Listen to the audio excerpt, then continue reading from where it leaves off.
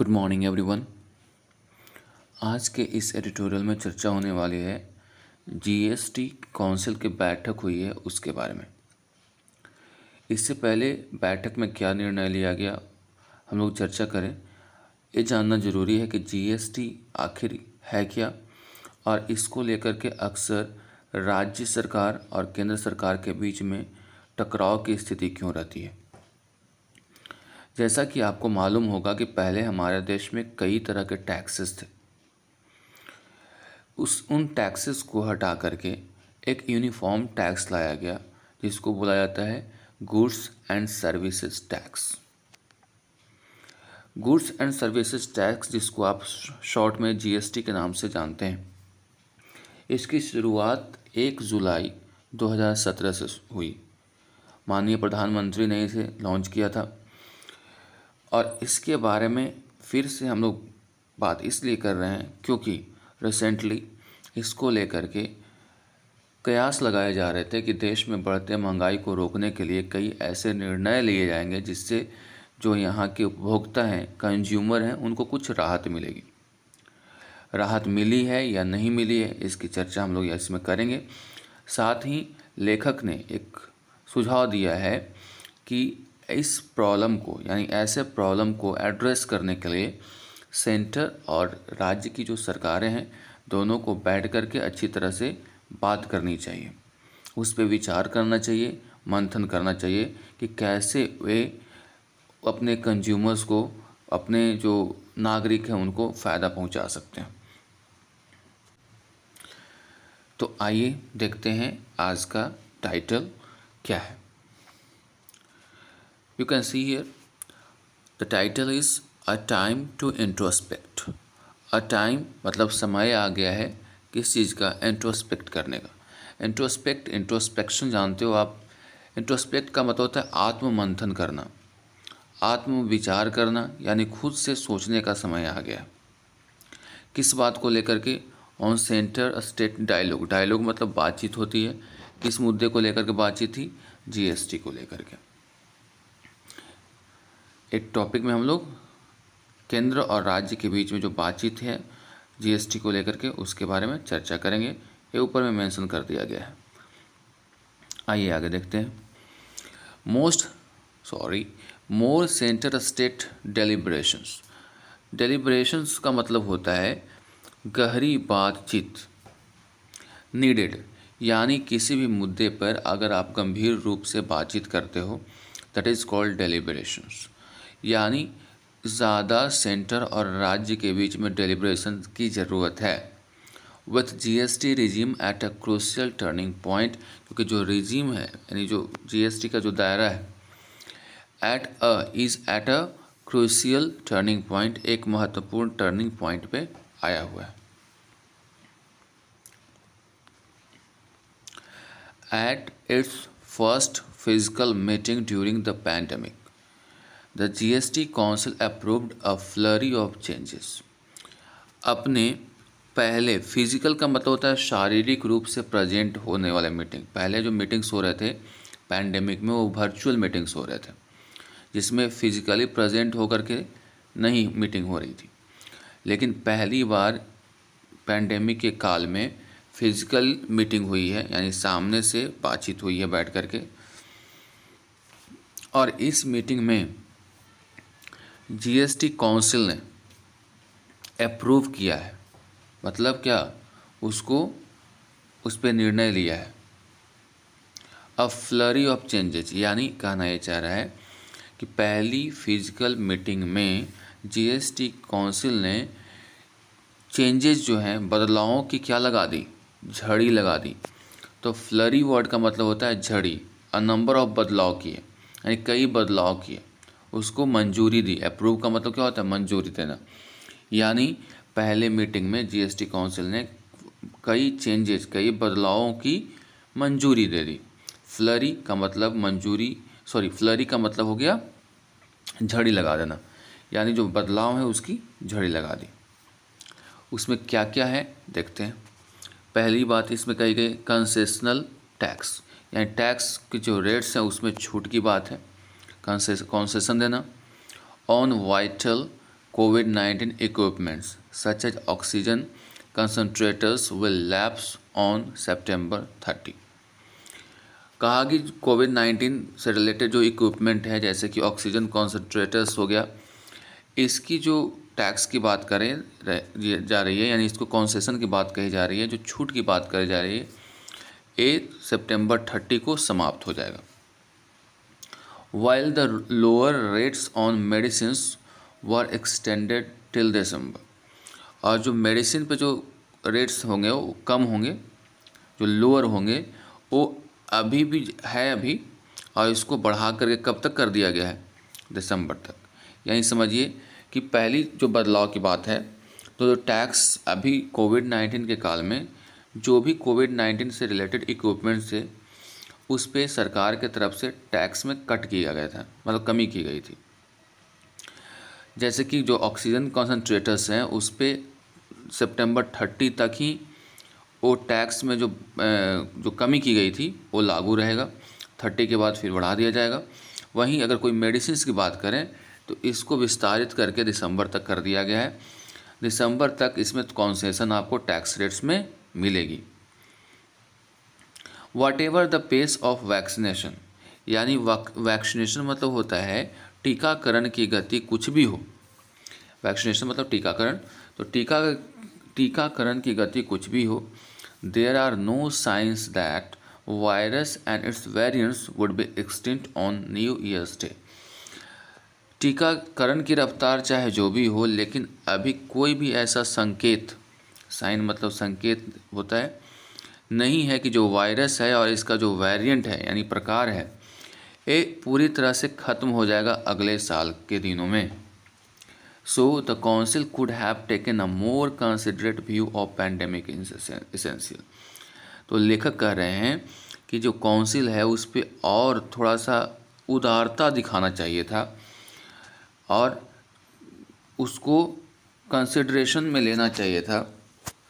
Considerate का मतलब ऐसे काइंड होता है, उदार होता है, यानी पैंडेमिक की जो इसेंशियल है, यानी जो कहा गया ना कि दिसंबर के बाद क्या हो जाएगा, उस पे जो कॉन्सेशनल टैक्स था वो ख़त्म हो जाएगा। यानी जो टैक्स में कॉन्सेशन मिल रहा था वो दिसंबर के बाद, और जो इसेंशियल है सितंबर 30 के बाद ख़त्म हो जाएगा। सरकार को अभी चाहिए था कि इस पे कॉन्सेशन और देता, थोड़ा उदारता दिखाता। क्यों? क्योंकि अभी भी ये श्योर नहीं है कि आने वाले सालों में यानी नए साल में ये कोविड-19 का जो प्रकोप है पूरी तरह से ख़त्म हो जाएगा। तो जो कॉन्सेशन वाला रेट था, खासकर जो मेडिकल से रिलेटेड चीज़ें हैं, इक्विपमेंट्स हैं कोविड-19 से रिलेटेड, उस पर कॉन्सेशन देते रहना चाहिए था। ये लेखक का मत है। Tax rate tweaks were okayed for N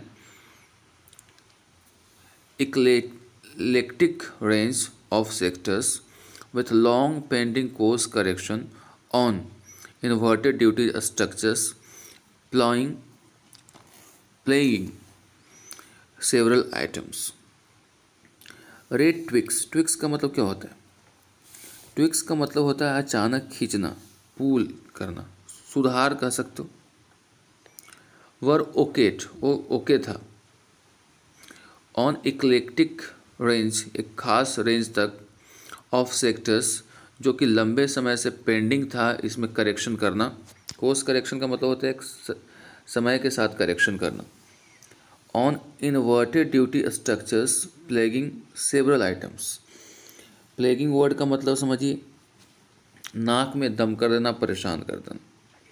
यानी कई ऐसे ड्यूटी थे, स्ट्रक्चर्स थे, यानी टैक्सेस थे या वैसे आइटम्स थे जो लोगों के नाक में दम किए हुए, जिसमें फुटवेयर और टेक्सटाइल भी है।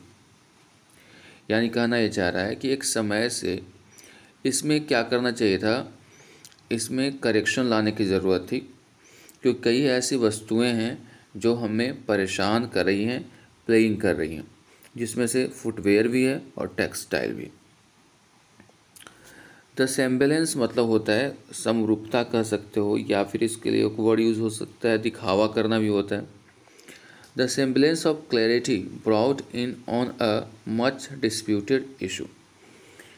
एक बहुत ही ज़्यादा डिस्प्यूटेड इशू था, विवादित इशू था, उस पर थोड़ा सा सेम्बलेंस ऑफ क्लैरिटी, क्लैरिटी का मतलब होता है स्पष्टता दिखाई गई है। और वह स्पष्टता किस चीज़ में दिखाई गई है? The definition of N intermediary, यानी एक मध्यस्थता क्या होती है। मध्यस्थता क्या होता है? जो दोनों के बीच में होता है, मध्यस्थ कहते हैं उसको। Is welcome for it was hurting several sectors.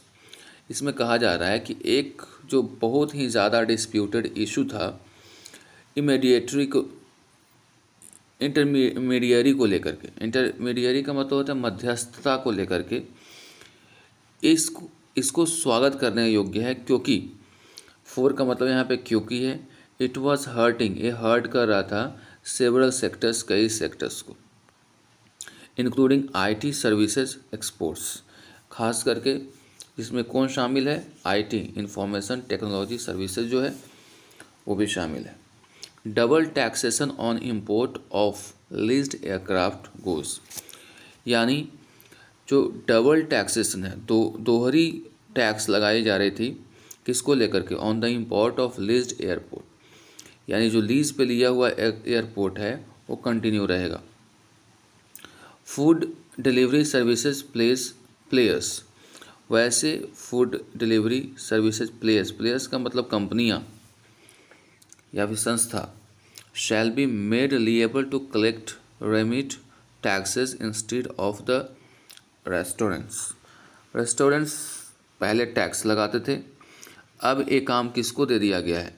जो डिलीवरी सर्विसेज होते हैं, जैसे जोमेटो हो गया, स्विगी हो गया, जो डिलीवरी सर्विसेज प्रदान करते हैं आपको, वो अपना टैक्स लगा सकते हैं या टैक्स में थोड़ा छूट दे सकते हैं। अब इसके लिए कौन हो गए? लिएबल। लिएबल का मतलब क्या होता है? लिएबल का मतलब हकदार कह सकते हो यहाँ पे, यानी अब जो है फूड डिलीवरी जो सर्विसेज प्रोवाइड करने वाली कंपनियां हैं, वो फूड प्रोडक्ट्स जो आप खरीदते हैं खाने के लिए, उस पर टैक्स लगाएंगी, ना कि restaurants.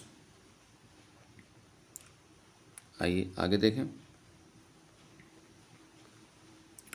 One awaits the fine print to assess the impact on consumer and smaller outlets. One मतलब कोई हो सकता है, अवेट्स मतलब इंतज़ार करता है, द फाइन प्रिंट यानी फाइनल क्या रिजल्ट आएगा, टू असेस मतलब मूल्यांकन करना, द इम्पैक्ट मतलब प्रभाव, ऑन कंज्यूमर्स, कंज्यूमर्स मतलब जो कंज्यूम करता है, एंड स्मॉलर आउटलेट्स, और छोटे छोटे जो आउटलेट्स हैं उस पर क्या प्रभाव पड़ेगा। इसका भी इंतज़ार है कि किस मूल्यांकन के बाद इसका क्या प्रभाव पड़ेगा। The plan to tax coconut oil as a personal care items at 18% for pack sizes below 1 liter and retain the 5% rate on the edible oils for longer packs has been held back for study and will hopefully be shelved for good। इसमें कहा जा रहा है कि एक plan है कि जो कोकोनट ऑयल है उसको एक पर्सनल केयर के दायरे में ला करके उस पर 18% का टैक्स लगाया जाए, वो भी बिलो 1 लीटर रहेगा उस पर, और उसको रिटेन मतलब उसको रोक करके रखना 5% rate on edible oils for longer PACS. जो बड़े पैक होंगे उसको रिटेन किया जाएगा 5% पे। एक केवल स्टडी के लिए विचार किया जा रहा है, यानी इस पर अभी लागू नहीं किया हुआ है। लिखा ना has been held back for study, इसको वापस किया गया है स्टडी, यानी इस पर भी विचार विमर्श होगी। एंड विल होपफुली, आशा है कि भी शेल्व्ड फॉर गुड। शेल्व्ड का मतलब क्या है? इसको भी स्थगित कर दिया जाएगा, स्थगन कहते हैं इसको, अच्छे के लिए, सॉरी फॉर गुड मतलब हमेशा के लिए। आगे देखते हैं। दीज प्लसेज एंड माइनसेज असाइड, अगर हम लोग ये उतार चढ़ाव प्लस माइनस को छोड़ दें तो 2 things stands out for Indian consumers. तो 2 चीज़ें जो हमारे लिए है यानी इंडियन कंज्यूमर्स के लिए है, वो है पहला, the council's firm dismissal of any shift of petroleum products to GST to lower tax burden and the fact that GST cess on automobiles. तो प्लस माइनस तो छोड़ दो उधर, जो हमारे लिए सबसे ज़रूरी था, आपके दिमाग में, सबके दिमाग में ये चल रहा था कि जो भी पेट्रोलियम प्रोडक्ट्स हैं उसको भी जीएसटी के दायरे में लाया जाए।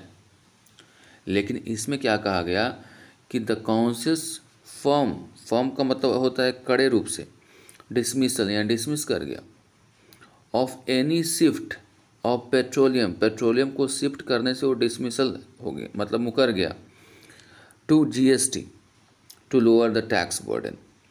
एंड दूसरा जो है the fact that GST cess on automobiles, tobacco and aerated drinks, जिसमें ज़्यादा गैस भरा हुआ रहता है उसको बोलते हैं, will now be levied till April 2026। अब देखिए क्या हो गया, जो हमारी इच्छा थी, भावना थी कि पेट्रोलियम प्रोडक्ट को भी जीएसटी के दायरे में लाया जाए, तो उसको क्या कर दिया गया, उसको डिसमिस कर दिया गया है काउंसिल के द्वारा।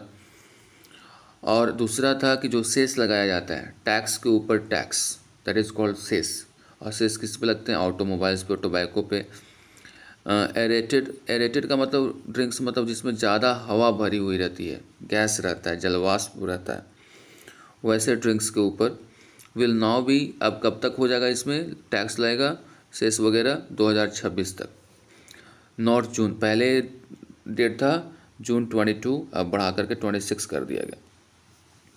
एज ओरिजिनली इनविसेज, पहले जो परिकल्पना की गई थी, इनविसेज का मतलब होता है कल्पना, परिकल्पना करना, कि जून 2022 तक सेस लगेगा, लेकिन अब उसको बढ़ा करके 26 तक कर दिया गया। While the council may have discussed petro products only briefly to comply with the Kerala High Court order, हालांकि जो एक काउंसिल है थोड़ा ब्रीफली का मतलब शॉर्ट में पेट्रो प्रोडक्ट्स के ऊपर तो बातचीत की, डिस्कस की, टू कॉम्प्लाई विथ का मतलब होता है पालन करना, केरला हाई कोर्ट के जो ऑर्डर हैं उसको पालन करने के लिहाज से थोड़े से समय के लिए शॉर्ट में पेट्रो प्रोडक्ट्स के ऊपर डिस्कस की। Consumers who need some relief on fuel prices irrespective of who cuts taxes may have held misplaced hopes। वैसे कस्टमर्स या consumers who need some relief, जिनको कुछ ज़रूरत है रिलीफ की, किस मामले को लेकर के, फ्यूल प्राइसेस को लेकर के।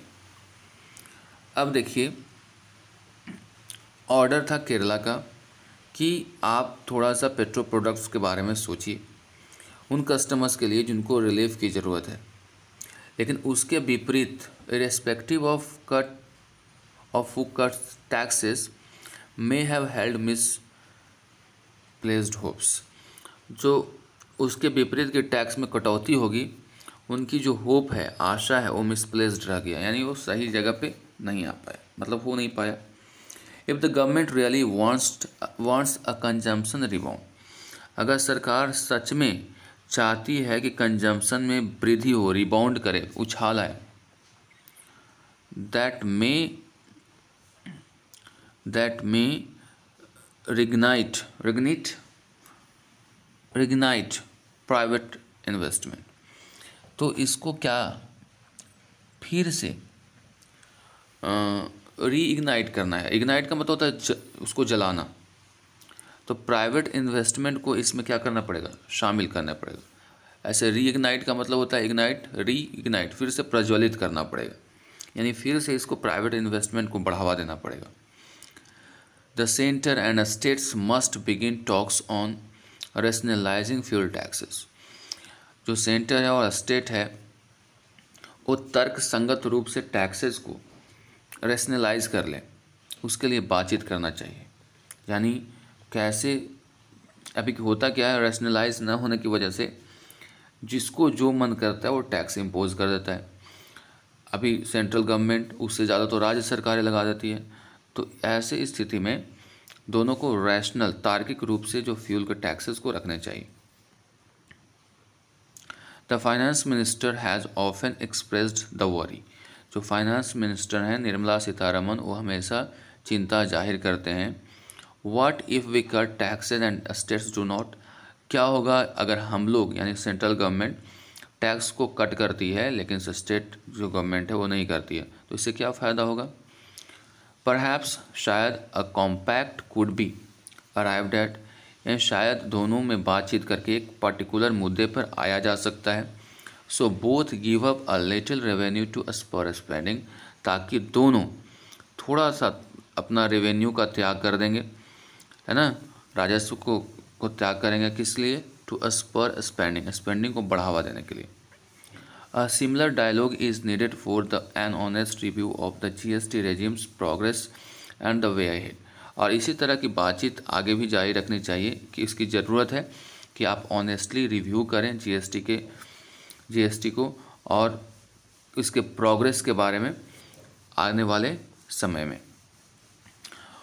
With just 9 more months of assured compensation for states, they are worried about revenue streams falling off the cliff thereafter. कह रहा है कि केवल 9 महीने रह गए हैं, एक एश्योर किया गया था कि आपको कंपनसेशन मिल जाएगा, यानी पहले जब जीएसटी लागू हुई थी तो उस समय बोला गया था कि एक पर्टिकुलर पीरियड तक केंद्र सरकार सारे टैक्स को कलेक्ट करेगी और राज्य सरकारों को क्षतिपूर्ति के तौर पे देगी। यानी पहले था कि कई टैक्सेस थे जो कि राज्य सरकार कलेक्ट करती थी, कुछ टैक्सेस केंद्र सरकार को करना था। लेकिन जब से जीएसटी लागू हुआ उस समय से राज्य सरकारों के पास टैक्स कलेक्ट करने का कोई ये नहीं बच गया, तो बोला गया था कि जो सेंट्रल गवर्नमेंट उसको कॉम्पनसेशन देगी। तो उसी की चर्चा यहाँ पे की गई है कि 9 मंथ्स का एश्योरेंस मिला था कॉम्पनसेशन को लेकर के राज्यों को। दे आर वरीड, वे लोग चिंतित है about revenue streams falling off the cliff there after.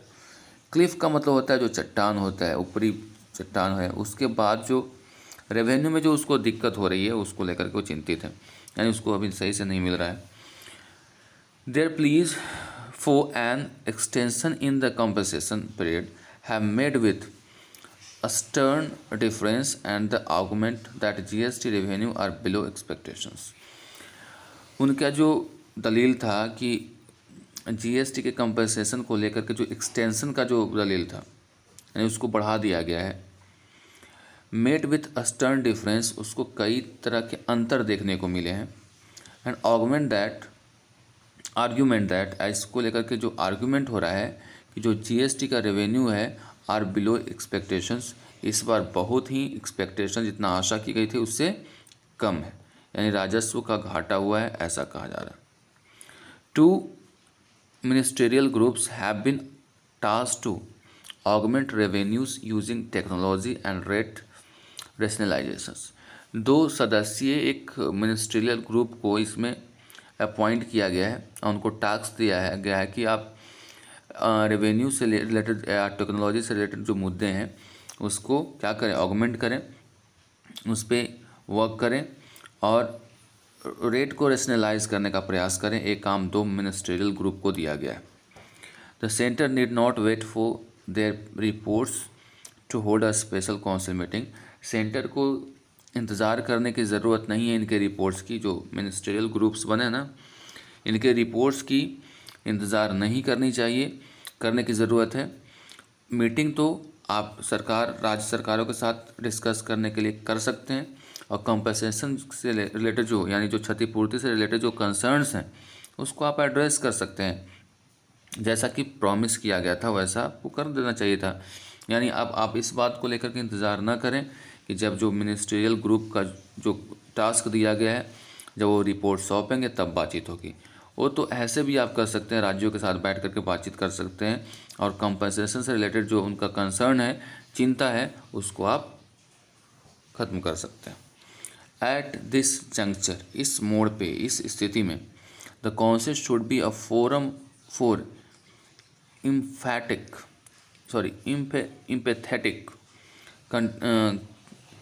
contemplation, not fractious fraction। इस मोड़ पे जो काउंसिल है उसको एक फोरम होना चाहिए फॉर एम्पैथेटिक, मतलब एक सहानुभूति भरा कंटेम्पलेशन, यानी उनके अंदर एक सोच होनी चाहिए, ना कि एकदम होता है ना कड़ा रुख अपना देता है, उसको प्रैक्टिस फ्रिक्शन कहते हैं। फ्रिक्शन का मतलब होता है जड़त्व, लेकिन एक कड़ा रुख अपनाने के सेंस में इसका इस्तेमाल किया गया, यानी अभी थोड़ा सा उसको फ्लेक्सिबल होना चाहिए, ना कि एक कड़ा रुख अपनाना चाहिए, ये कहना चाह रहा है लास्ट के लाइनों में। That's all for today, see you in the next video.